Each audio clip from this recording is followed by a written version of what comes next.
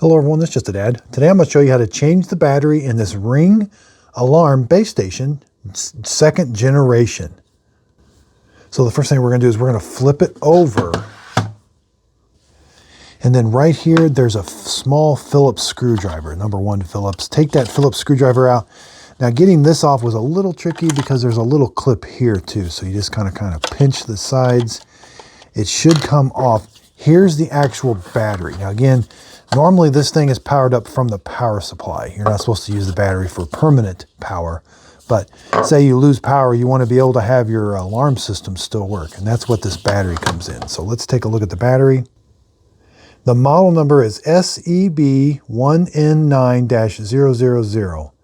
It's a lithium ion battery, 5,100 milliamp hours. Here's the size of it. So the connector, I already got it out, but I'll show you.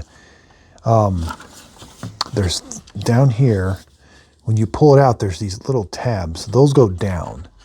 So let's push it in. Okay, see, there's what it is. When you open this up, it's going to be like this, or it might be like this where you see the word Ring. It doesn't. Maybe that has to be angled like that. But you're going to get the battery, and then you simply just pull that. There's no release tab. You pull the battery out, and then it's ready to go. To put the new one in, again, those tabs go down. Just kind of line it up. Make sure you push it in. It's going to kind of click into place. Tuck the wires. And again, there's kind of a slope here. Here's the door. Let's slide it in. Again, yeah, there, it's all the way in. And let's put our screw in. Yeah, it's just a little number 1 Phillips. And now you're ready to go. So I hope this video helps. Thanks everybody for watching.